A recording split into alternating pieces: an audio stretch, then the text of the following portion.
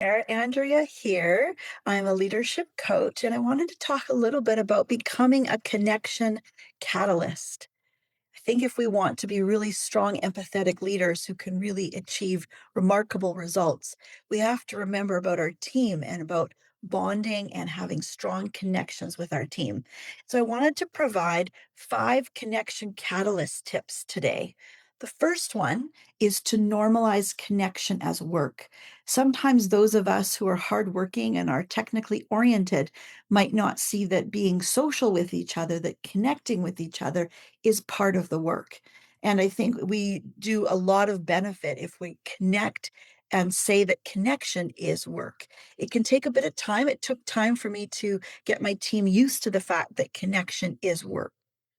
The second one is when you have your one to ones with your team, let's make sure that we don't change these appointments too much. We're not rescheduling them, and that they aren't just status updates, that you're actually asking questions, you're listening, and you're really connecting with each of your team members.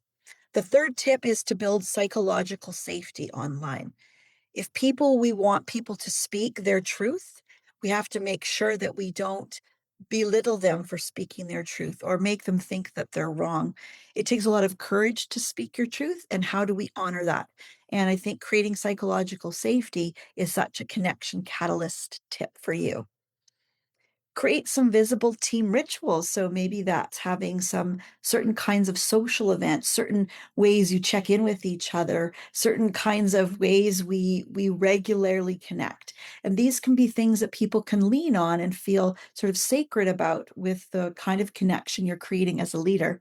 The final one is watch the edges. So your team members that are new that seem to hang back, that maybe don't connect a lot over especially if you're working remotely, who aren't really speaking up or engaging, to really maybe chat with them gently about that and think of creative ways that you could get them to engage, maybe find out what they're interested in and draw them out a little bit. So this is Andrea Welling. I'm a leadership coach. You can check me out at andreawelling.ca, and also feel free, if you want a little bit more about Connection Catalyst tips, to email me hello@andreawelling.ca. Have a wonderful day.